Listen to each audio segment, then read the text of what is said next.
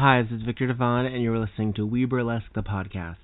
Special thanks to Dolores, Rob, Joseph, and Michelle for their continued support on the WEBurlesque Patreon.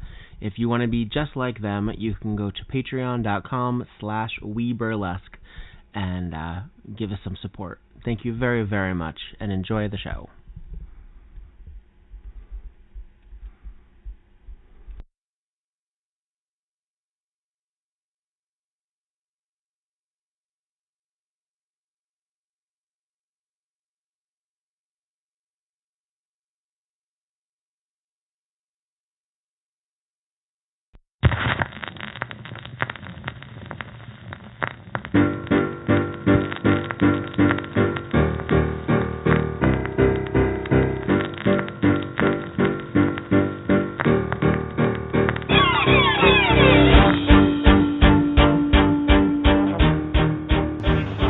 This is Viktor Devonne and WEBurlesque, the podcast. I am with my guest here in New York City, MiscAllaneous DomTop. Say hi, MiscAllaneous. Hello. Hello. This is going to be an interesting conversation. Absolutely. I know because you are a very visual artist, but you also appear masked a lot, and you appear very extravagant at times, all the time, most of the time. All the time. So to have you just voice only is going to be an interesting experience for people who have probably seen you work or not necessarily. Well, no one may not even know what your voice sounds like. No one knows what my voice sounds like. I mean, you are getting into that because you're hosting. Yeah, that is true. Now people know that. What is that like, as someone who started off not showing any face at all? I like it. I think it's funny that people that don't know me and they see me on stage at first and they're scared, and then once they hear me talk, they're like, oh shit, okay, like we're good. Like, they're funny, you know. Do you think people have an expectation of how you would talk? Yeah, whenever I do photo shoots or even meet people, people always think that I'm going to be absolutely something different that I'm not. Like bitchy, or a lot more bitchy, a lot more mean, a lot more demanding, a lot more in your face. And I'm like, okay, we're doing a photo shoot, whatever you want, unless it's something that I'm not in about. Right. You will hear absolutely everything. But if we already talked about everything, everything's already mapped out, or we met before, etc., etc., no, I'm all good. Yeah. I think a lot of times those who see you perform have an understanding that there's a sense of humor about it all. Like you're severe, but you're also kind of ridiculous when you want to present that. Like your governess act, there's camp. It's camp, and it's. But the thing about with me is, I know that I have scary personas. Mm-hmm. I like to be crazy. But I think, people are always like, well, what do? You don't really do drag. You don't beat your face. You don't do this. You don't do that. And I'm like, I just do me. Mm. Like I never think about it. I never think about myself being, even if I did like a persona that was extremely beautiful, like a full drag queen, I would make fun of myself because I never take myself too seriously. I always think, like, there's nothing wrong with being scary, but like weird and funny, and just like it's just like it, I don't know. I really don't know. It's hard to say. I think I'm more of a visual person. I was never really good in school. I was horrible in school.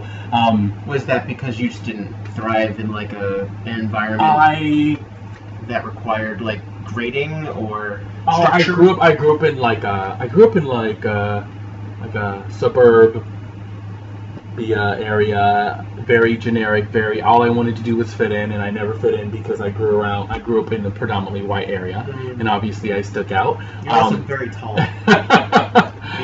I'm only 5'11" without heels, but with heels I'm 7 feet. Yeah. But have you always been this build, which is dancerly but athletic? I was actually this is actually a new body for me. I'm actually 20 pounds heavier. 25 pounds heavier than I actually ever been, because when I'm a trained ballet dancer, and I was extremely down. I was like 145 pounds, but I was dancing 4 to 6 hours a day, plus I had a day job, but all I would do is dance and eat 12 slices of pizza. I never had any problems with my metabolism was so high, I would go to dance and go to work, and then I'd be like, oh, give me pizza, give me food, give me McDonald's, and now I'm like, oh, God, I can't do that anymore. Now you need brown rice and vegetables. And ice, brown rice and vegetables and ice. Cigarettes and cough drops. When you first started to dance, and we can get into the basis of that. When you were dancing, were you doing group dancing? Were you solo dancer, or? I started out dancing. That's all I wanted to do ever since I was 3 years old. I just remember my first image of someone dancing was Sammy Davis Jr. And my mom was like, oh my God, my son's going to be a tap dancer. He's going to be this, he's going to be that. Do you remember what Sammy Davis Jr. was doing? Sequence it was? I have no idea. I just remember being obsessed with Sammy Davis Jr., being obsessed with tap dancing. And then one time I tried tap dancing. I'm like, what the fuck? I don't like this. I don't want to do this. But I love dancing. And then I started I had no formal dance training, and I would just dance in talent shows. And I remember in high school there was a dance team, and I remember auditioning, and I'm like, oh fuck, I don't know what I'm doing. And I auditioned, and I got on the team, and the teacher saw a lot in me, and I only kind of know how to do hip hop. And then I thought, oh my God, this jazz looks cool. This modern looks really, really, really great. So you started off hip hop? Started out hip hop, and then from hip hop it really transformed, like from hip hop to 360 to like I want to do modern. And then I started learning modern and jazz and really loving it, and going to auditions, and everyone's like, you're so skinny, how come you're just so skinny, why are you not in ballet? And I'm like, ballet's too hard. And then long story short, I started dancing ballet when I was 19. I got in a company when I was 25. And then I completely got burnt out of dancing after a couple years, and I have a really bad back, and I don't have really great shins. But long story short, I just got really burnt out, and I was just like, I don't want to do ballet anymore. I'm completely done with dancing. I don't want to dance ever again. I never want to do anything performance. I burned all the costumes. Yes, everything. I was just like, I'm done. And that's when I moved to New York 9 years ago. Okay, so there are so many people who moved to New York to dance. I moved to New York not to dance. I moved to New York to become a fashion stylist. Okay, well, that still fits in. I loved fashion. I loved clothes and styling. Did you make your own costumes when you danced, or? Oh no! Everything was all like made for me. Yeah, because I guess you all had to look uniform. Yeah, we were all uniform. So did you have? Without getting into the specifics of where you grew up, was there an outlet for you to be this sort of club kid persona? Well, my club kid persona didn't come later on until about almost 4 or 5 years ago is when I started the whole club. So you didn't explore that? No, absolutely not. I didn't. I explored kind of like that, I hate to say it, but I'm going to say it, that generic West Hollywood gay life. Sure. And I thought, hey, this is for me, this is great, and people weren't very accepting for me, especially being a person of color. What do you mean by that, just as a... I mean, when I was living in California, it was just kind of like everyone looked the same. It was like blonde hair, muscles, light skin, and I'm like skinny, white. I mean, I'm not white, sorry. Oh my God, sorry. Skinny, black, feminine.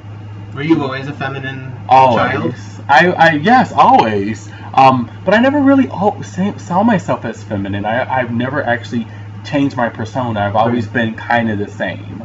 Right. And I've tried to be like, I'm a little bit more masculine. No, it's not going to work. Everything always just comes out, and I just always end up being me. And I don't know. I like to call myself I'm a blouse. Yes. I am a total blouse. A feminine top. I'm a total blouse, and I love being a blouse and every single thing about being a blouse. Speaking of blouses, like if I want a blouse, I'll wear a blouse during the day. But if I want to wear a tank top and wear a leather jacket and wear boots, I wear that during the day too. I never really think about things. If I see something I like or I just like it, I just wear it. Ungendered sort of perception on. Basically. Yes, basically. Yeah. Especially for day looks, I don't walk around in 8-inch heels and fishnets. It's so funny. I mean, it really does tell you, we have sort of a perception of like Hollywood people or just people who are icons or what have you, is that we can't think of them like in pajamas. We can't think of them like in that way. For example, probably the most famous burlesquer is Devonne. And every interviewer invariably, possibly because it's on an approved list, says, do you own a pair of pajama pants or do you own a pair of jeans? And she will look them like they just, no, of course not. Only on Halloween. Like, it's the shtick. But there's a sort of perception that she always has to look high glam. And she perpetuates that. Yeah, of course, absolutely. But you're comfortable, I guess, when you're off, you're off. Yeah, and then when you're on, then you're on. When I'm on, I'm on, and when I'm off, I'm off. Like sometimes, I mean, it happens all the time whenever I go to shows and I haven't worked with different producers or people. Like, people like stare at me and be like, hi, and I'm like, hi. I'm like, okay. Why? Because they think... I mean, because they don't know what my face looks like. They're like, who's this random black dude? I get that. I don't get the random black dude. I know, but you know what I mean. But I get the random, of course, guy. Yeah, who's that random guy sitting back there? I'm like, who's that random guy in a hoodie and t-shirt and jeans? And then I'm like, oh, time for me to get ready. And I pull out these heels and I pull out these fishnets and they're like, oh my god. I'm like, yeah, I'm not, I don't come, I come dressed to events, but if it's for a show, it depends on, it really depends. But I love off-duty. I love just kind of being normal. It's sort of a complicated term nowadays, but, and you know what I mean when I say it, did you cross-dress as a child? Yeah, absolutely, ever since I was 3 years old.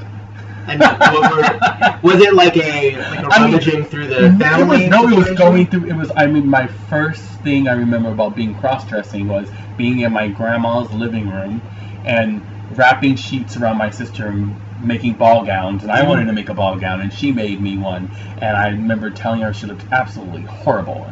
She looked absolutely horrible, and I remember just always taking my mom's good sheets and wrapping them and making them gowns and making them dresses and going through my mom's things and putting on heels, and it was like, you can't do that, you're a boy. Boys don't do that. Boys don't do that. So I was like, oh my god, I can't do that, but I really like it.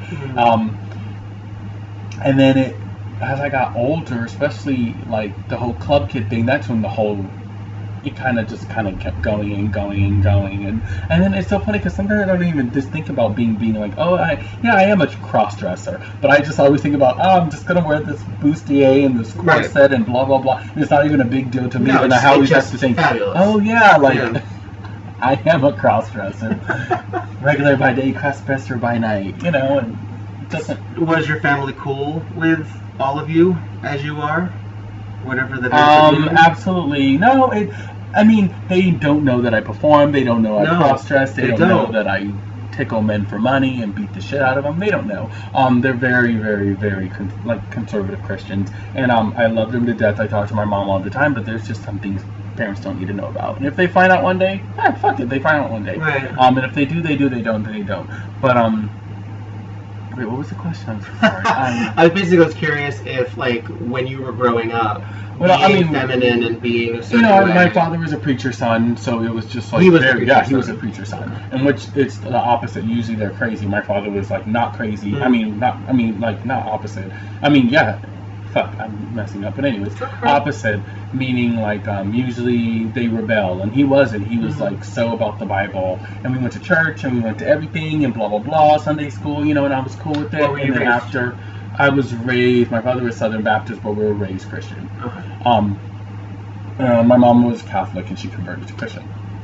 And we were in church all the time, and it was just like, gay people are bad, horrible, gay people are going to hell. So after I got older, I'm like, oh, shit, I'm going to hell. So from the age of, like, I don't even know, like 12 to 16, I just moved 12 to 18 actually, being like, oh my god, I can't, what's wrong with my life? If there's something wrong with me, I'm going to hell. I think I like boys. What's wrong with me? Can I do something? I repent and pray. Like, oh my god, what's wrong with me? And I had a really big complex until my mom found out the guy that I was dating in high school was actually my boyfriend. She asked me if I was gay. I said yes, and her first word came out of her mouth was, oh my god, you're going to hell. And I remember just crying, and I was just like, oh my gosh, and I'm like, oh my god, my dad's just going to devour me. He's probably going to hit me.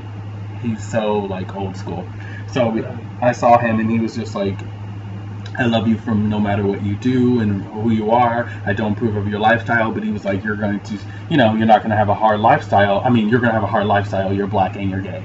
He was like, but I love you unconditionally. I do not approve of what you do. But he was a lot more accepting than my mom, and I was just like, oh, okay. So my mom, which I love to fucking death, it just got weird. So 3 days later, I moved out my house when I was like I was almost 8. I think I was 18. I moved out of my house with a friend and never went back, and I didn't talk to my parents for like 2.5 years, and then they finally kind of like rolled in, and my mom was like, I accept you, I love you, blah blah blah. Yeah, we never really bring up things. I never let them talk down about gay people or talk down about me. But I'm always like, if I showed up to my parents' house in a kilt and a skirt, and my parents looked at me and didn't even say anything. It was just kind of like, whatever. It was just, okay, whatever. I've always been like, I remember one time we were going to church. And I don't go to church with them anymore because their pastor's crazy. But we were going to church, and I was wearing this tunic that was like a dress. It was like short sleeve, and in the front it was like this alligator with his mouth open. And it was like a dress, and I was wearing leather leggings, boots, and a jacket. And my father looks at me. He's wearing a full suit, and he's like, "What is that?" And I'm like, "It's Christopher King, Dad." He's like, "Okay."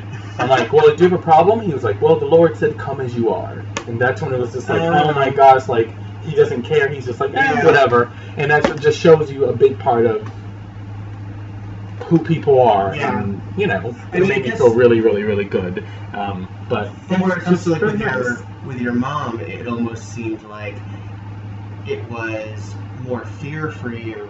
It was more fear for me. It was like, oh my gosh, we're going to get you counseling, we're going to help you, blah, blah, blah. And I was like, oh, fuck this, I'm leaving. I'm not dealing with this.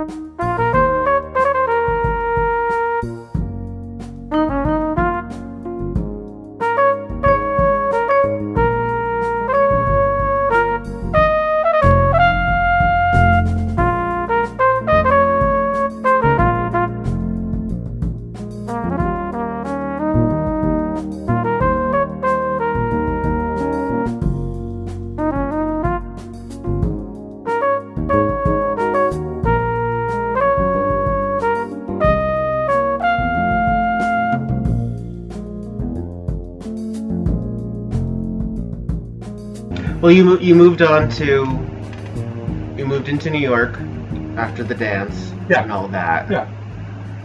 What did you do your first year here? I was, just doing a regular retail job.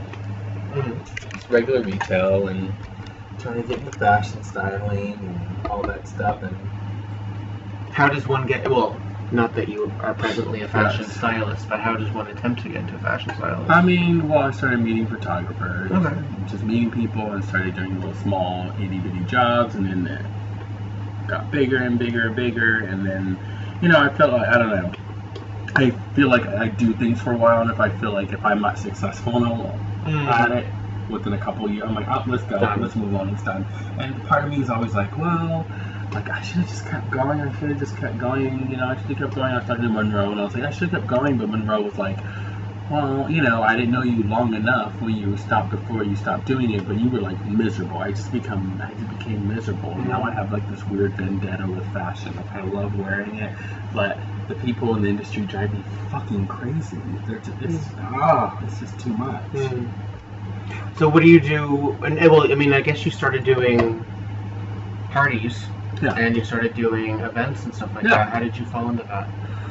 It's funny. Were you discovered at the diner? Yes, in absolutely. In your fetish gear? Absolutely. I was wearing a negligee.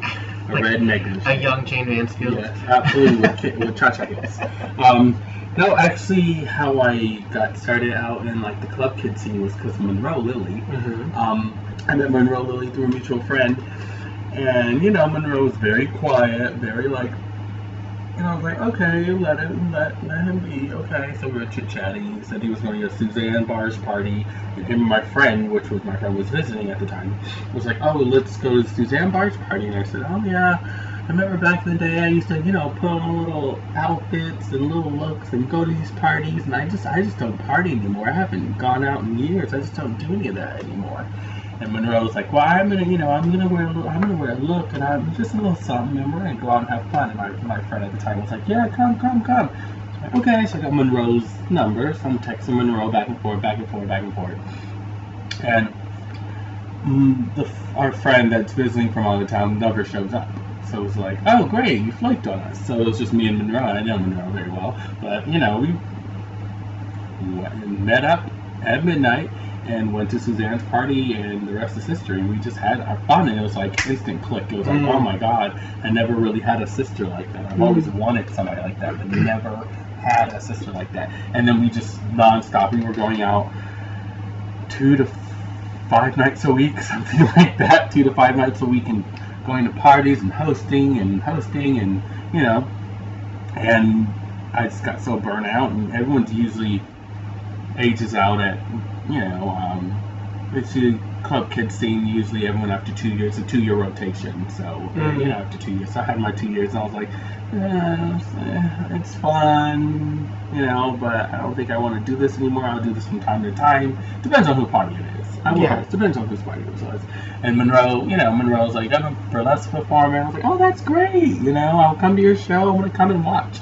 And I said, I used to dance and blah, blah, blah, blah, blah. And I remember coming to Monroe's show, which was your show, and watching Monroe and being like, oh my God, I love it. I'm like, fuck, I should try this. I could do this. I have a dance background. I know. And I think and then Monroe introduced me to you. Yes. That night. And I was like, yes, I want to be in your show. You should let me in your show. Something like that. I don't know. I don't remember exactly what that was. But I know, it must have been the first year. It must have been around the first year. Because we had started in January, and by September of that year, I had put Monroe in my birthday show. So he must have made a very, very important impression on me early, which he did. I mean, I know this already. Yes. But there was sort of a, I don't know, I had slight reservations about working with new people, not because I didn't think that they would be good or that y'all wouldn't be good, but because there was already so many people that I knew that I felt pressured to hire. Because I thought that was the way you did things, was you hired people to make yourself feel seen or feel important, or that you book people that you think will not necessarily get you anywhere, but that it's impressive that you've booked them. And it's hard to do that with new people who have no Oh, it is true. background. No, it's hard, It's hard. But you came out, and I want to say you did 319. No, it was S&M. It was S&M. Or you did 319 eventually. Yes, 420. 420 was the date. It was? Yeah. Okay. So you came out in April. Yes, April of 20th. Of the next year then. Yeah, Yeah. And you did S&M. Yes. And I just didn't know how to explain you. I don't know why. I mean, frankly, I can't, looking back and knowing you as I know you now, which admittedly is mostly just on our professional level. We've never hung out. No. But being cool with you backstage, seeing you at other shows and stuff like that, you inviting me into your home to do this. There's a certain level of awareness that we have of each other, and meeting you, and then you sending me your promo stuff, or you letting me know, and I was sort of like, I don't actually know how to promote this. I don't know how to say what this is. And looking back, I'm like, what's the big deal? Like, I mean, I don't know. I mean, I get stuck in my own way sometimes of thinking that of not trusting myself and not trusting the audience. It's not that I don't trust the audience to get it, but I need to allow them to get it more. I need to give them permission to get it. And you come out there well, you have a mask on. Yeah. Well, I guess it was, in this case, it was probably a full... No, this is when I was wearing, like, the half Bane mask. Okay. So I went through my Yes, I went through my Bane mask phase, which I'm pretty much over, but occasionally I'm like, you know what? I've got a good Bane mask. I think you had contacts in, too. No contacts. No white contacts? Oh my god, I always want contacts, but I never can put them in my eyes. Oh, you know what? You don't wear contacts. You have the capability of shoving your eyes really high up in your skull. Yes. That's what it is. Yes. If ever you see a photo, audience at home, of Miscellaneous with white eyes, that's just him putting his eyes up. I'm just hoping one day that they don't get stuck there. Because I'll be like, fuck! So when did you think, I mean, I guess, when did you come to the realization that you were kind of freaky? I guess. As a performer? I mean, just as a person? Well, I remember just going out and I mean, like, this is, I mean, I didn't think about, like, being like, I'm gonna make this scary, kooky, weird persona, and it's gonna snowball into me being a dominatrix and blah, blah, blah. I remember just, like, being like, what do I have at home that I really like? And when I was doing Practice Island, I used to love really edgy, weird, fun Alexander McQueen-ish. Right. Very but you have dark. like a lot of like leather and heels and chains. Yeah, absolutely. And like the tight, sort of kinky chains that almost looks like fringe. Yes. You have a lot of that. Yes. And to have that must appeal to you in some way. It does appeal to me. But then I remember going out to like Suzanne's parties and like random guys being like, you know, coming up to me, random bro guys, and be like, oh yeah, my friend like dared me to come and talk to you, and like I just need to ask you a couple things, and I would just say the most grotesque or the most sickest things, and then they would walk away like, and then I just kept, and then the way that people look at me and the way people talk to me, and I was just like, wow, like people just don't see me as right. I was like, I'm kind of into this, like, and then it just really snowballed into people being like, you know, I was just dressing up for fun, and then people being like, oh, okay, so this, like, you like this, okay, and then it slowly snowballed into something else. That turned into Dom. Yes, that turned into Dom. You didn't Dom first. No. I mean, yeah, I did a little bit, but I guess it just depends. It more the hardcore stuff happened when Miscellaneous became Miscellaneous. Okay. You know. Why Miscellaneous? Why is the name Miscellaneous? Yes. Oh my god, because it's my favorite word in the whole world. Is it? Okay. Absolutely. I remember, I used to use the word for miscellaneous for everything. You've said it twice, not about yourself, since I've been in there. my favorite word back in the day was miscellaneous drama. And I used to say, I don't need this miscellaneous drama. What's this miscellaneous drama? It was just, I would use the word miscellaneous for everything. And then one day, we were going out, and I just didn't want to use my name, and I was like, miscellaneous. My name's Miscellaneous. So it just became Miscellaneous. It was just Miscellaneous. And then I got kicked off of Instagram for some not so good Christian pictures. Wow. So I was like, great, you know. Okay, so I have to make a new fucking Instagram. So I made an Instagram. I was like, Miscellaneous Dom Queen. Miscellaneous Dom. Miscellaneous okay, Miscellaneous DomTop. I was just Miscellaneous. That's it. And I remember going out to a big club kid party, and this random club kid came up to me and was like, oh my god, it's Miscellaneous DomTop! Ah, girl, I love you! And I was like, it's just oh, yes, it is. And instantly from there, it became Miscellaneous DomTop. And I was like, oh, I didn't know I had a first and last name, but now I just do. And I just love it. It just blows off the tongue. It does make sense. It tells the audience, I guess, what it needs to know. Yes. I mean, yeah, it's basically like if you don't know me, by the number, you're like, okay, all right. When did you start capitalizing the A? Immediately? Or? I just wanted to be different, so I just started capping because it's I mean, the proper word is MISCELL, and that was already taken. So I was like, MISCA, so I just started with the A, and then started. My phone doesn't understand the real word anymore. It only knows you, because I type it.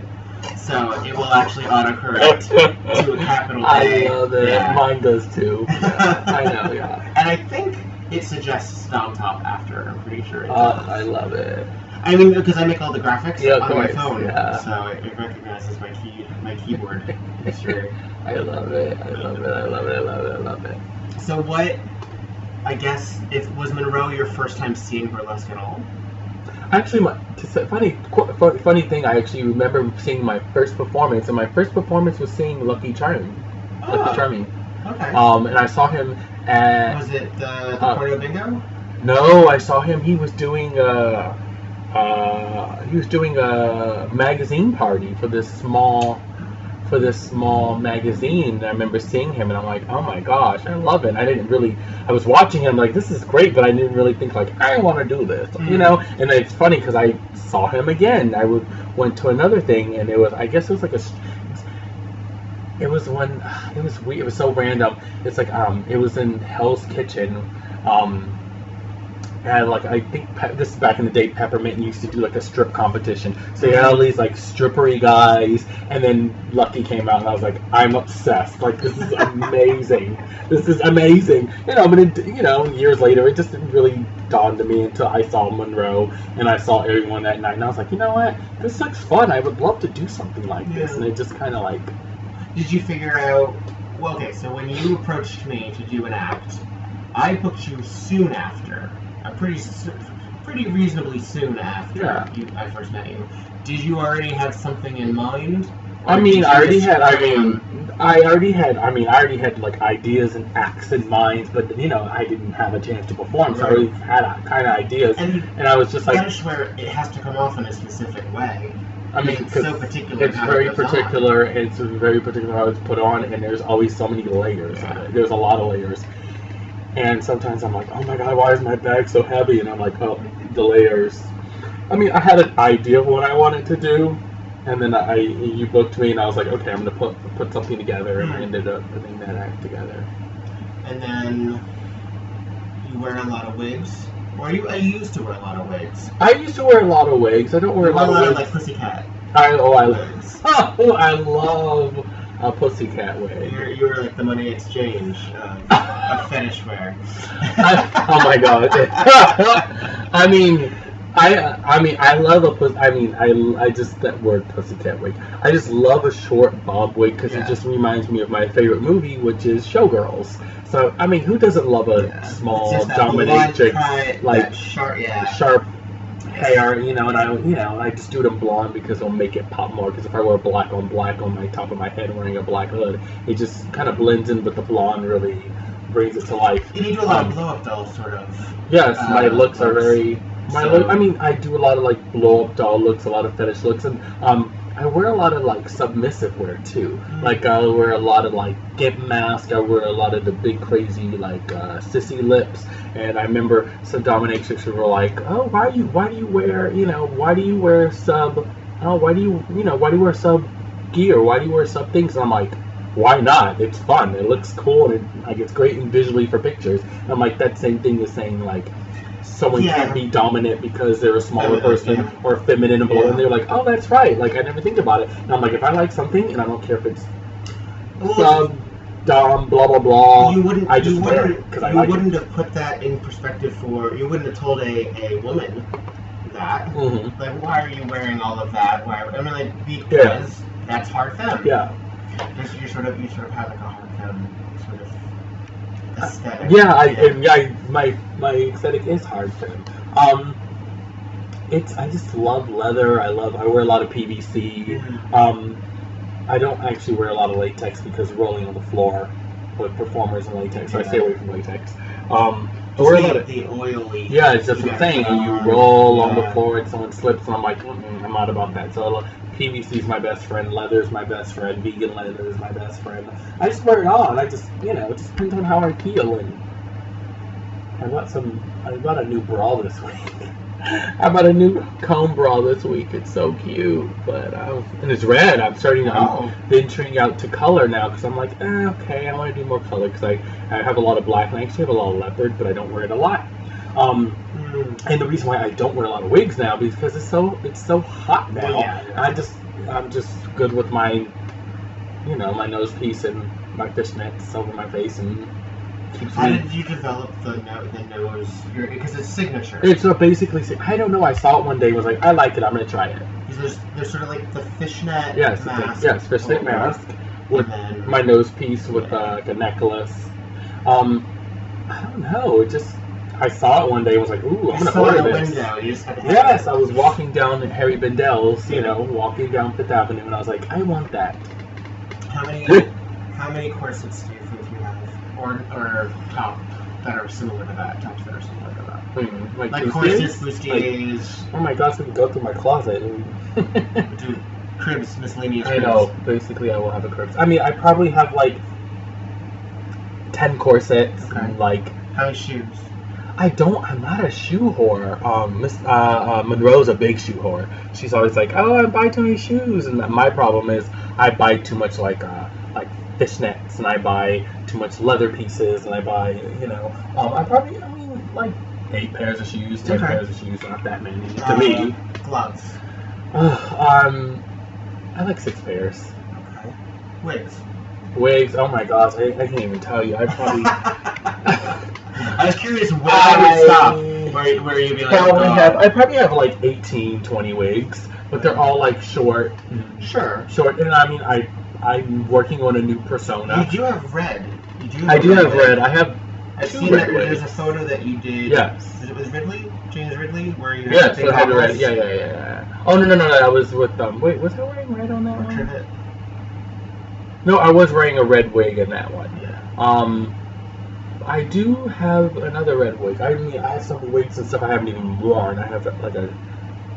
I'm working on some new numbers and some new personas.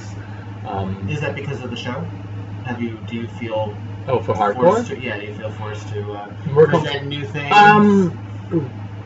Yes and no, because now I can be like, oh, I want to do my Christmas, Buffalo Bill number in July and put lotion on my body. Mm-hmm. Then be like, oh, who has a Christmas number? And I'm like, I have a Buffalo Bill, and everyone's like, crickets. So I can just do whatever I can do whatever I want, and I don't really feel that pressured from hardcore to present new things, but I like to do it once in a while. But I only like to present something that I'm like, okay, I'm 100% about, like my choking number. Like, you see my choking number, right? You see my choking number? Change clothes, isn't it? No. That's asphyxiation. Yes. Yes. It's like old French pop music. It's from the Boogie Night soundtrack. Yeah. Like yes. Yes, that number is I actually named her. Her name is Chokisha. Yes, and she loves to go to clubs and choke. She always have. I mean, yeah, that's like her signature. It's sort of like that old carnival. Yes, it's plastic mask with a little smiley face. Yeah. I mean, and her thing is she loves to choke herself and black out in front of people and deny help. Simple, basic. Just black out. Oh, leave me alone! Don't leave me alone! No.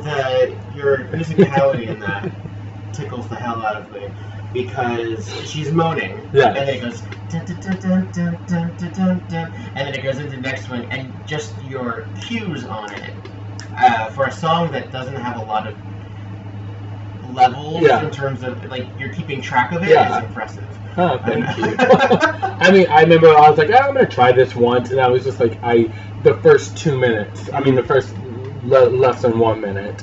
Everyone was like, I was like, oh, I'm keeping this. I'm absolutely keeping this. So I'm working on some other new things, but they're in the works. It just depends on when I'm ready to do it, and I have to have like the right look It's all about for me to like have the right look to perform it. Because if it's not right, I'm just like, you know. I mean, some things I have to work on. Like I haven't done my 319 number in forever. It's been a little while. Yeah, it's been a while. I think I have to do it. I mean, I only done it like I did it twice. We'll see. I don't know if I want to bring that back up. I'm working on another Prince number that's going to be very good. Actually, 2 Prince numbers. Was Prince influential to you growing up, or Michael was more influential as me, and then as I got older, I listened to Prince. It wasn't like when I was younger, but as I got older, it became a lot more. Yeah, it became a lot more. It's mature Prince, music, and I don't just mean that because of the content. Yeah. But you need to have gone through a little bit to get to it. Yeah. And it became a lot more like Prince. Even Madonna, like when I was young, I grew up on Janet, and Madonna. I would hear Madonna, and then I got older, and I was like, oh wow, and I actually don't have any Madonna numbers, and I keep saying I'm going to work on Madonna numbers, and I never do them. But whenever I'm ready to do a Madonna number, I do a Madonna number. But a lot of people. Just let me know. Oh, I will. A lot of people. I mean, the most influential people that I say for music for me would be Prince and Grace Jones. Okay. Grace Jones is probably like number 1, and I feel like there's bits and pieces of Grace Jones and Miscellaneous. There's a lot of different people that influence Miscellaneous. It's like inspiration. I never take anyone so serious. I mean, not seriously. Some people get drag personas and they're like, I want to look like Kardashian. Look at me, I'm pretty. And I'm like, okay, you're boring and you're basic to me. Get out of my face. Like, I'd rather have somebody that looks messy, that can perform really well, and just loves what they do than someone being like, I'm pretty, look, I do drag. And I'm like, okay, cute. Yeah. All right, like, pretty is fine. Pretty's fine, but pretty's boring to me. Yeah. I mean, I can't do 8 acts of pretty, for one thing. And don't get me wrong, my version, when I say that, I mean conventional expected pretty, because I have my views of what I think is pretty. Yeah, we all have our different views of pretty. So, I'm not saying... what I think is pretty is also going to still of course. be included. Yeah. Yeah, I think a lot of people probably would put, and this might be a colorization thing that happens, but you, Monroe, and Sweet Lorraine in the Grace Jones camp, as where you all just trade, like you all have this sort of otherworldly presence on stage. You all happen to be black people, and I think that for a lot of people, white people, frankly, our references are limited when it comes to people of color. And we'll say Lady Gaga, or we'll say Annie Lennox, or we'll say David Bowie, or we can name any of these other icons. But when it comes to black fashion icons, we basically can think of Grace Jones. Yes, and that's it. That's it. There's so many of them. There's millions of them. But do you find being a performer of color puts you in a specific box? Absolutely. Beyond just, quote unquote, just a fetish performer or whatever? Yeah, I mean, of course. I feel like even if I did not so fetish numbers, or maybe my burlesque was a little different, I would still just be, I mean, you ask any performer of color, like, it's just, I don't know, I don't know how to word it. I just think people just need to, like, get out of their heads and start looking at other performers, especially people of color, and just giving them a chance. Like, even if you're not worried, I mean, you're not, God, I just don't know how to word it. I'm just like, I guess I'm stuck on it. It's okay. I mean, I guess we see a lot of shows that are very similar in basic. Again, we said like eight acts of pretty, whatever that means. We also can see a lot of 8 acts that are white people, or 8 acts that are specific aesthetic, or what have you. And to bring you into the mix as not only a person of color, but your style and your presentation is already going to just mix that show up, because you're going to present something that an audience isn't going to see anywhere else. And I remember you asking me when you first started, and Monroe asked as well, what other male burlesquers of color were in the city, and I was like, we're very. I was like, our city, the city. I mean, that's what I'm saying. I was I was talking to Monroe about that, and I was like, like, where are all these other? There's so many African American gay men or straight men. It doesn't really matter, gay, straight, bi, whatever. People that love to perform, and it's just so weird. It's grossly weird to know that there's not. I can't even count on. I can't even count 5 black boylesque performers. I mean, they do exist. Of course, I know. Absolutely, but they don't get They don't.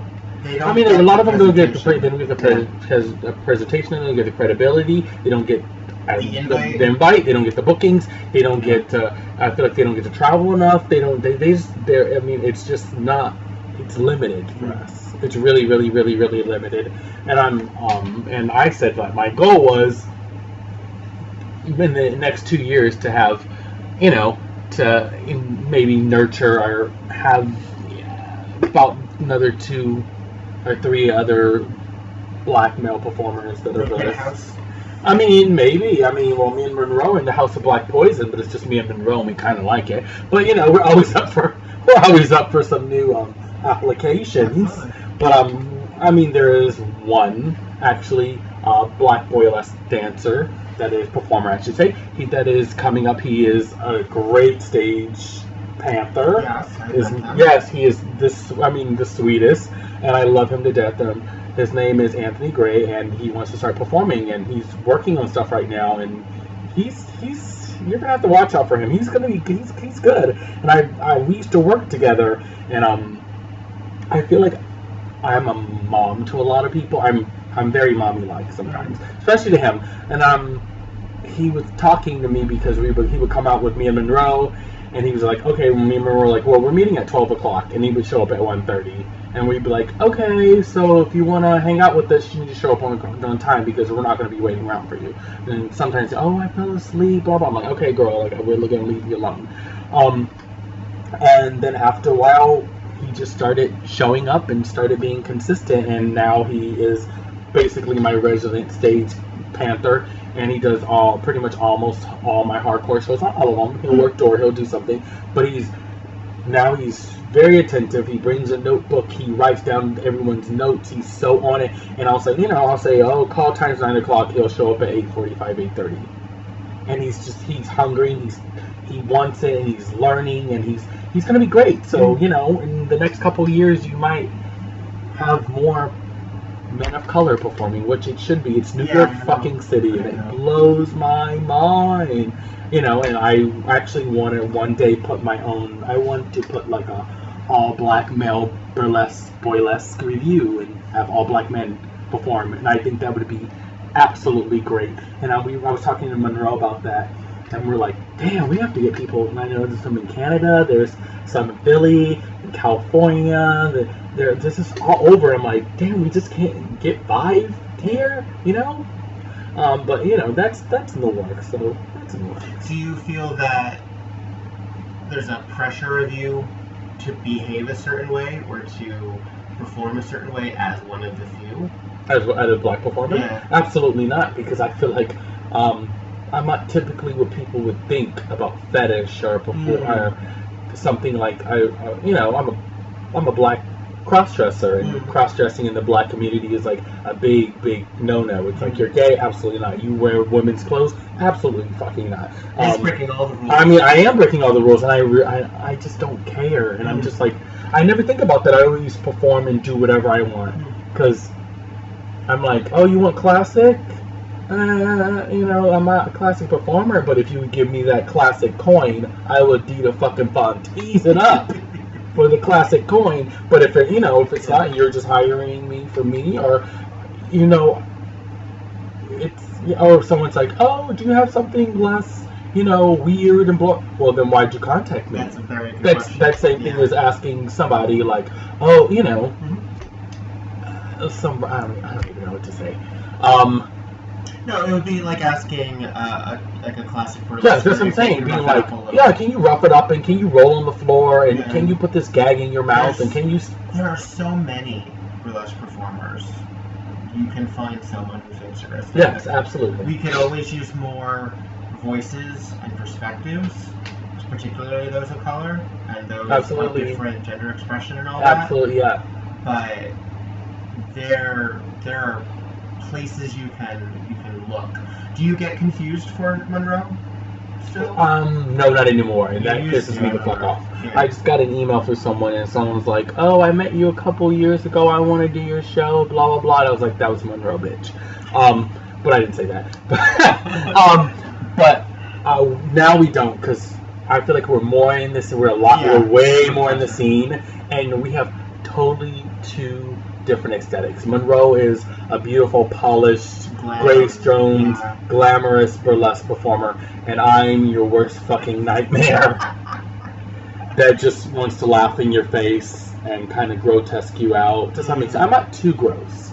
I keep it classy. You're not messy. Yeah, I'm not. I don't You're like not messy. messy. I do not like mess. You might be intimidating, which I think is also interesting because I think, again, society sort of has an expectation of what a black man and how they are intimidating can be, but you are not that I'm kind like of that intimidating. intimidating. Like, look at me, I'm wearing a bra. Exactly. I mean, if I see someone that's kind of like, not having it, I'll make sure I go up to them and say hello. Let them have their moment. Actually, I'll let them have a moment and tell them Happy Black History Month.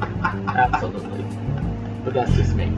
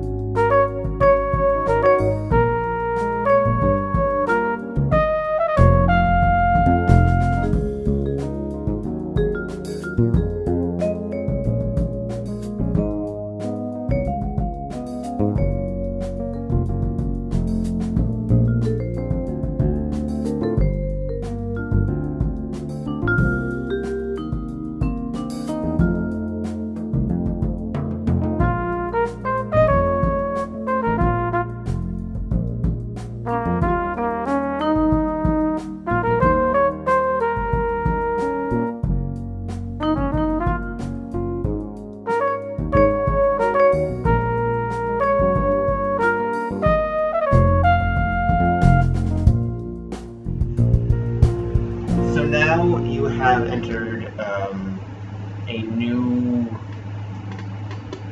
portion, I guess, of your entertainment career. You're a producer. Yeah. And you've been doing hardcore for how long now? In September will be 1 year. 1 year. It was supposed to be one show. It was supposed to be a one-off. They asked me, the owners of Bazaar asked me, and I was like, absolutely not.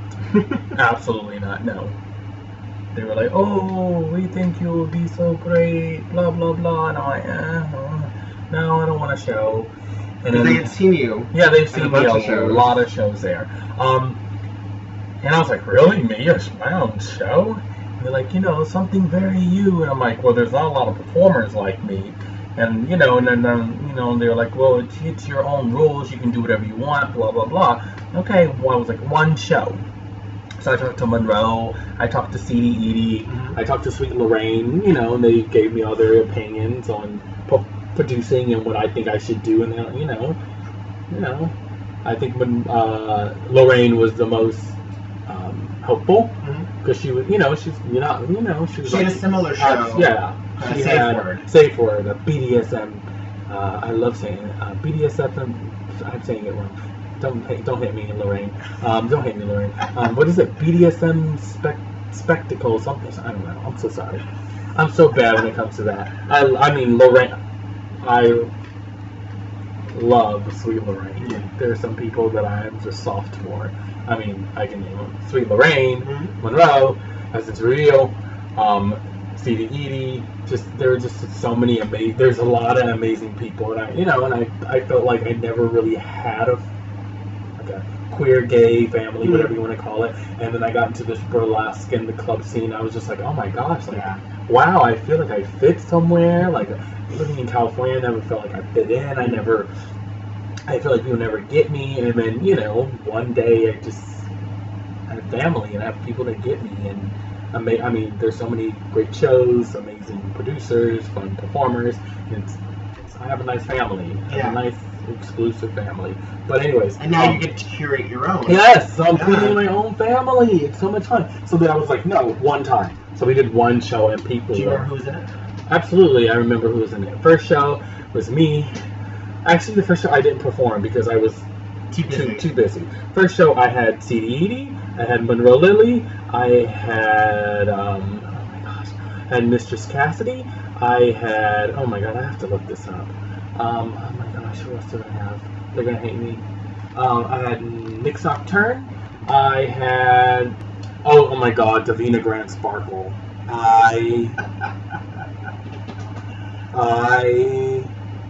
I mean, I saw Davina Grand Sparkle for the first time at a Switch and Play show about almost 2 years ago. And I was like, oh my god, I love her look. And then I saw, she was very nice backstage, and I saw her perform her Sick Act. Have you seen her Sick Act? I was like, I'm obsessed with you. You're like divine mixed with you, mixed with blah, blah, blah, rolled up into someone that's perfect. She's just fucking perfect. Oh yeah, and then I had Femme Appeal, of course. That I absolutely love Femme Appeal. And I had Booty Valentino. So it was a good fun mix. Tight. I mean, that's what I like about hardcore. I think maybe people thought hardcore was going to be like everyone like me or like I like a certain kind of like a certain, but no, I like the hardcore fetish variety show. So I like to keep it, some people that are not so hardcore, some people that are extremely hardcore, like keep it up because no one wants to see 6 acts of someone that's like me. When you can have, it just needs a variety. And I get a lot of people that are like, I don't have any hardcore acts. So I'm like, you should do this and go with it. Like, and then they're like, what you have and just readjust what it is. That is true. Because there are some things where you just have to. That is true. But I've given some people some hints, and they've made some really good acts. I'm like, perfect. So, and I'm getting some people that will be in the show that you would never might want to do the show, like Jeannie Adagio. Jeannie Adagio was like, I want to be in your show, and I'm like, do you want to be in my show? She's like, absolutely. I'm like, so I don't have anything hardcore. I was like, absolutely, you're a ballet dancer. You're gonna do a point number. You're gonna do a point. You're gonna do something on, something on point with ballet shoot. Like that's a fetish. Like that's an act. She's like, oh my, you got an act. What's on? You've got an act. Perfect. So I've got some people, some people are like, oh, and I'm like, oh, perfect. Like we can work something out. And now the show's we're a little backed up now because I cut the cast to make it small, more intimate. But it's going good. What's your routine to prepare for a show that you're producing? Do you just walk right in and you're on, or do you need to sort of the day of? Yeah. The day of? The day of, I'm usually a little bit more quiet. I'm very I won't say a lot to people because I'm like, I'm hoping that people are going to come. I'm hoping we're going to have a strong door. I hope people are going to buy things from auction. People are going to buy raffle tickets. People are going to tip the performers. So my first thing in my head, I'm like, oh my gosh, I hope people, when people are going to come, I hope people come, but people always come. So it makes me very happy that people always come. And then I even have some people that I've gotten emails from, messages on Facebook, or even after the show, people are like, oh yeah, this is our date night, we come every single time. I'm like, I love it. And the guys are like, yeah, I bought this for my girlfriend, I love when she wears it. I'm like, great, buy more from the auction. People really like the show, and I'm like, oh, I have a guy that comes all the way from Long Island. He loves the show, and he sits front row every single time. He just loves the show, and it's nice to see that people are like, oh, they're into the show, and it's always different every single time. Mm-hmm. So, how did you prepare to host your own shows? I really don't prepare. I think it just depends on the day of. I just go up there and say hi to everyone. I kind of gauge on like how the audience is for me to act, and I just start talking and chit-chatting, and that's kind of how it goes. Do you have any restrictions for what people can do? I mean, other than like fire or something that that the venue says. No, I mean, no. I say like no fire. I say no breaking glass. I say they're not allowed to break any of the furniture. But are there any fetishes? Like fetishes, I'm like, that you're not cool with? They have to talk to me before. I would get dicey. I mean, it can get real dicey. I would say no poo-poo, and no throwing up.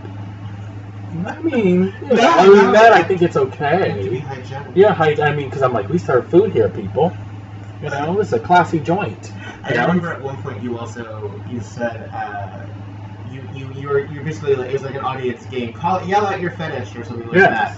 And you're like, but you're not allowed to say a specific race. I mean, like we play the game of what's your fetish, and people can win something if they tell me their fetish. And I always say, tell me what do you want, but don't say I have a fetish for black girls. I have a fetish for Asian guys. I have no, that's not gonna work. Like, you have a fetish for a man or a woman that wears nylons, or you have a hat fetish, or you like someone in corsets. Hat fetish? I don't know if I even thought about a hat fetish. I mean, oh my god, I love a guy in a hat. Oh. I think it's sexy, a guy in a hat. For some reason, I'm like, ooh, Yeah. I mean, I do actually thinking about it. It's not a big fetish of mine, but I think hats are really hats, socks, and sneakers. I like sneakers. Yes. Just like Nikes? Or... I mean, it just depends on the sneaker. I'm not like a big shoe fetish person, but if the shoe looks like it goes with the person's look, I find it attractive. But I don't get off on masturbate on sneakers. Right. It doesn't work for me. But I like the look. It's like it's like hats. I like the look. And I'm like, I would say more of attraction there. I mean, but yeah, I mean, of course, I mean, thinking about it, I would like shoes because I do like socks and I do like feet. So it's kind of like they're wearing like a jacket. You know what I mean? Under the jacket, you're revealing something. So, yes, absolutely. So when did the socks and shoes, this feet thing? Oh my god! I can remember liking men's feet since I was like 4 years old. And it was just like, you can't like this. This is weird. I just can't like this. And then it just grew as I got older. And then someone told me what a foot fetish was, and I was like, wait, what? There's a word for something like that? So I looked it up and was like, oh my god, this stuff is gross. I can't stop looking at it. Oh my god, this is gross. Ugh. I can't stop looking at it. And then ever since, as I've gotten older, my foot fetish has gotten completely out of control. Socks, I like on the foot, but when they're off the foot, I'm like, they don't do nothing for me. Because guys are like, oh, you could have my socks. I'm like, oh, I'll just wash them and throw them out. Like, they're not going to do anything for me. You don't want, like, the trophy. You want them in action. I want them in action. Like, I like when they're on the body, because when it's off, it's just like, it's just a sock. It's just a sock. I know, I love her talking about this. We can talk about anything. We can talk about anything. I love this. We can talk about anything. Okay, so you are a dominatrix. Do you use the term sex worker, or do you prefer to move out of that? Don't usually use the word sex worker. I just prefer the word dominatrix. Sure. And you started that after... Basically. I mean, I've been doming men my whole life for fucking free, and I'm like, what the fuck? You can get paid for this? Girl! Shit. And you, I mean, this may have been some of the unchristian things that you're posting on Instagram that got you banned. Yeah. But I know that you were at least at one point somewhat prolific for a couple of things. Yes. One, you did a couple of previews on like live Facebook to show the look, just a little look, and we'd see you like from the neck down, and then you turn your head, and it was suddenly what is it, Chokisha? No, that wasn't. That was a governess. No, there was a couple, because you also did one with Why Don't You Do Right? and I'm pretty sure you had that. I probably did. I mean, I've done that Tokisha mask a couple times, but now she's like a staple. This is her act. She might come around another time. Mm-hmm. I'm working actually on another persona. It's actually a male persona, and his name is General Trash. Yes. Will he wear a mask? Actually, he won't. He's inspired by a lot of the men I've known through the past. A lot of old, I would say men I know. I mean, like some personal people that I've met, like family, are just some old like black persona characters that I've seen on TV. Like basically, I mean, well, you'll see. I mean, I'm not going to say anything, but all I have to say is General Trash. And it's not like me being a general. It's like this guy has a trash fetish, and he's obsessed. He's like basically the Grouch. He's basically the Grouch. Okay. All right. And I'm working on a number, and I was talking to Leave Alone, and Leave Alone was like, whenever you're ready. Whenever you're ready. General Trash will be at Beef Show. So, I mean, I'm working on that, and it's gonna be, it probably won't be a mask, but it's gonna be some kind of wig. There probably will be a Jerry curl involved. Yeah. There'll be some facial hair. There'll be maybe a unibrow. I'm giving away too much, but his look will be on point. Let's just say that. So when you are one-on-one with someone in a professional setting, do you wear the accoutrement? Is that part of the gimmick, or? I mean, yeah, because they hired me as MiscAllaneous. Just depends on how much they're paying. They get a watered down version or a good version. I never I mean, there's never no discounts, but I will do. It depends on if I've met a guy before, or if a guy likes something really weird and twisted, I'll wear something weird and twisted. But if he's a little commercial, I'll do just a nice, beautiful little mask and a blonde little pussycat wig and a cute little negligee and beat the shit out of him. So, it just depends on the situation. Do you remember the first time that you did that? Yes. What was it like? Was it like overwhelming? Was it exciting? Was it? It was a little weird at first, because first I was like, I don't know how to do this. But then I just kind of let it be. And my first client actually was a Hasidic Jewish man. Mm-hmm. And he just, like, the way he stared at me was like I wasn't even a person. Like, it was just like, oh my gosh, you're a goddess. Oh my god, like, I'm like, okay, like, I'm a lot more, like, I didn't talk to him much. I'm a lot more thorough now when I meet guys. This time I wasn't that thorough, and I was like, well, what do you like? He's like, I don't know. Like, oh, okay, well, why are you here? He's like, you look so beautiful, I just wanted to see you. And I'm like, okay, well, like, I don't know, bend over. So I started spanking him. He's like, oh my god, I like this. Have you been spanked? Never have. And I just kept spanking him and flogging him, and he loved it. He just happened, that's all he wanted. He didn't know what he wanted, and he liked that. And I just was like, okay. And I really like spanking. So I think that was probably one of my first, yeah. When I've met or spoken to professional doms, there's a certain protection that they help provide the client or what have you, and I don't necessarily. It's not that I don't think of you as a nurturing person, but because your presentation is so severe. Yeah. Is there an element where you are nicer to them? Nicer? Yeah, I guess. Are you nicer to them at some point? I mean, I talk everything over with everyone. Well, I mean, everything's negotiated. Everything's all negotiated, right. And I can know, like, surprisingly, they're always like, you're so nice. Like, I'm like, well, I am nice, but when I'm paid not to be nice, I am not nice. Mm-hmm. So I'm very, like, but I always keep, like, a line. Like, I never get too close. It's very, I'm just very respectful. I just say I'm just very respectful. Unless they want me not to disrespect them the first minute I meet them, and I will disrespect you. Yeah, absolutely. Oh, absolutely. There's nothing more better than beating the shit out of people. What's your favorite? My favorite thing to do? Yes. If I may. I would say ball busting. There's nothing like kicking a guy in his balls and watching him fall to the floor. Are they tied? Oh, so not tied. Yeah. Because sometimes you have them suspended or somehow. I mean, it depends. Usually, if I'm ball busting, I'm like, no, I want to see the ball. And some of them have such high tolerance pain. They're like, they don't fall. Like, there's one guy, oh my god, I can just keep kicking him and he doesn't fall. And I'm like, you would kick me and I would just fall and be the fuck. But people have high tolerance pain and he gets kicked in the balls and he kind of jumps up and he gets really excited. He likes the feeling of it. And I'm just like, I hope you don't want kids, honey. Because I done fucked you up.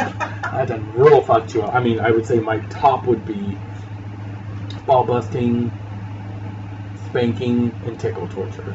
Probably tickle torture is probably at number one. It'd probably be tickle torture, ball busting, spanking. Something like that. Or switchman, something like that. I mean, you can mix it up. I'm just mixing up in a switch and I'm in a mixed bill. Yeah, it doesn't have to be. In a mix bill. So why tickling? I don't know. Tickling tickling comes from like the foot fetish, kind of like family. And I was never into it. And I used to talk to a lot of guys that liked tickling when I was younger. And I was like, no, that's not my thing. And I remember, God, it was like 12 years ago. And I was somehow looking at a video. And I was looking through things. And I saw this video of this girl actually, and she had this guy locked up in these things called stocks where your guy's feet can't move. He was locked in these. Yes, he was locked in these stocks, and this guy had literally he was like a bodybuilder. He was so big, he was super ripped, and it was this white guy, and he probably was like 6'2", almost 300 pounds. He was huge, and it was this really pretty black girl. And she was like poking at him and he was like laughing, and then she started tickling him and she was like, "What, do you like it?" And his reaction was like, "No, I love it." And the way he said it like totally like hit something in my brain. I was like, oh my god. And plus he had like feet like French Flintstone, so which are my favorite to torture and which are my favorite. So yeah, big feet that are just like triple E, 5E, that are just like they can't fit shoes, and I'm just like torturing them and tickling them, and it's just like, gives you more to work with. I mean, it gives me, but the thing about it is like something so big being something so sensitive, when you like touch it and they're just like, oh my god, you're so big, but how could you be so sensitive? But you have to remember, like, big, small doesn't really matter. And I like to tickle little feet too. They don't have to be big feet. I have a preference. I don't have a preference when they're paying me, but I mean, I have a preference on the type of feet that I prefer to. I mean, if I like to find attractive, would probably be more on the wider, thicker side. I don't know why. I think they're kind of like muscles. I think that's why. I don't really care for muscles, but something I think is because I like feet so much that the feet kind of look like muscle. I don't know. Someone said something like that. It's like a big muscle. I was like, I mean, it's athletic looking. Yeah, I think that's what I liked about it. It's very athletic looking. I love that. No, I mean, and no judgments whatsoever. No, I know. Yeah, absolutely. You know, I find it always interesting because... I mean, I love when people ask sometimes, because it doesn't bother me. I will tell people. I mean, I guess, like, right now, I'm at a point in my life where I'm probably still as judgmental as I always was, because I can't help, I come up with a conclusion. I don't always let that inform me. I don't always let that, like, affect how I deal with people or how but I have an opinion, and I usually keep it to myself unless it's necessary. But when it comes, I'm more interested now than ever in the whys. Why do we like this? Why do we behave like this?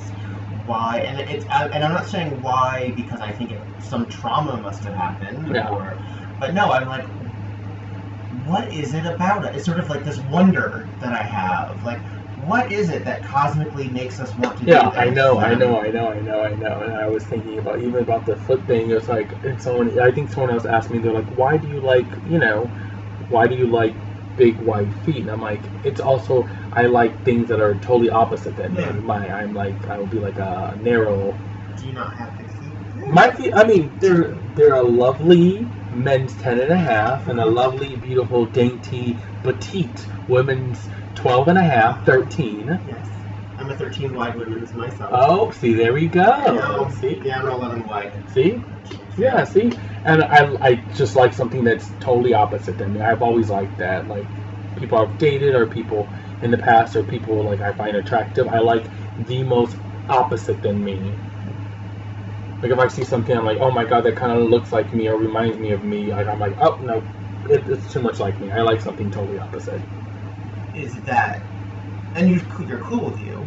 Yeah, so absolutely. You. No, I love me, but it's you. like, I don't want to fuck a guy that looks just like me. Okay. You know what I mean? Yeah. Like, and that's fine with somebody. There are some folk who only want to fuck guys that and they look like, I mean, if I wanted to do that, I would just stare in this mirror right over here and just masturbate to myself, basically. I don't want that. I love something so opposite than myself. I mean, it doesn't have to be like looks-wise. It could be personality-wise. Sure. It can be height-wise. It can be race-wise. It could be hair-wise. It doesn't have to be, you know, doesn't have to be just like, or even if something that is slightly a little different, then I'm like, oh, I kind of like that. Like, you know, like, oh, like, I don't know. I guess, I don't know. You don't have to. I know. It's just this element of sort of this stint I'm on right now, sort of exploring the motivations of others for some reason. No, I like it. No, and I think about that sometimes. Like, why do we like this? Like, why does this turn me on? Or why do I like to wear this? Or why? I mean, I don't know. The why of the world, I guess. Does the cross-dressing beyond fashion, is that also something that you find sexually attractive? Oh, for me, cross-dressing? Yeah. Actually, to tell you the truth, it doesn't really do that much for me, unless I'm, you know, I rarely, I mean, if I'm in the scene, I get, you know, it's fine. But, like, me being like, I'm going to find a guy to hook up on Grindr and I'm going to wear, it doesn't really, it doesn't do that to me unless I find some super hunky guy that's like, yeah, I like guys in fishnets. I'm like, great, come over to my house. I've got fishnets and I've got some 8-inch tails for you, honey.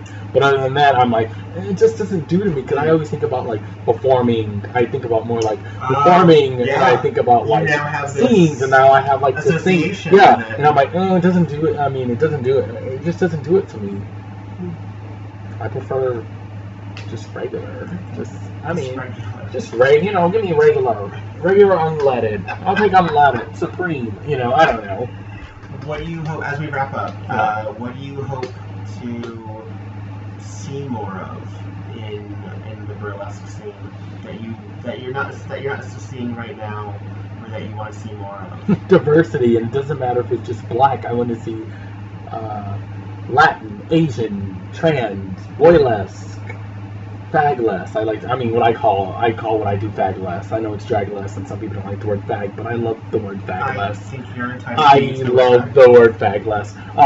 I just love it. It doesn't have to be necessarily just black performers. I would like to see just more performers of color, period, and more people that just want to, you know, explore and get out the box and try different things. If it doesn't work, it doesn't work. You tried it, you know. I just would love to see a little bit more diversity, a little bit more fearless. I think it just all depends on what scene you are in, because I feel like in New York, especially in Brooklyn, anything goes. Like, which can ironically be somewhat limiting. Because I know people who have said, "Oh, I can't do that show. I'm not weird enough," and it's sort of like, well, you're making the assumption that it's a specific thing. You could be just as weird. Absolutely. I mean, that is true. Then be authentic. Figure it out. Yeah, be authentic. Yeah, it has to be authentic. Well, thank you. Well, thank you for having me. I talked your head off. No, please do. Everyone knows my voice sounds like. You did know that was going to happen. We did talk about that. I mean, we should have did Rise talk like this the whole time. Could you have done that for an hour? No, but I want like one of those censor things, like I'm on like Dateline when no one can hear my voice. I'll try to do a muffle. I'll do it. I'm just kidding. You don't have to do that. I think I'll save that for another. I know. I'm just kidding. I'll save that for my my Barbara Walters special whenever I have one. Diane Soliar. That'll be hilarious. Tell the children where they can find you. You can find me on Instagram at MiscAllaneous DomTop. That's MiscAllaneous DomTop. You also can find me on Facebook just under MiscAllaneous, MiscAllaneous. No DomTop at the end. And you also can follow my Instagram burlesque page for hardcore burlesque. That's hardcore burlesque, spelled like the word HardCoreBurlesque. Thank you. Perfect. And hardcore is the hardcore is every third Wednesday at Bazaar Bushwick. Show starts. Doors at 9:30. Show at 10. Yes. And if anybody's curious, because it can be done, I've been able to comfortably go from White Elephant to Yep, hardcore. absolutely. I always get some people from do anytime I'm able to do both. Anytime I'm able to do both. There are times where I'm like, you know what, I just don't have it in me. Yes, and it's but when I can. I know you do. You it's show just a up. It's not that far. I'm in New York already. I know. I was like, it's a different borough. Like, yeah, it's fine. It's a little kickball change away. Just a little bit. You've been listening to WEBurlesque, the podcast. I have been your host, Viktor Devonne. Thank you very much for listening. Check the footnotes for the social media information that MiscAllaneous just provided, as well as a link to our Patreon account if you would like to kick us a couple bucks. Thank you very, very much, and see you next time. Bye. Bye. Thank you.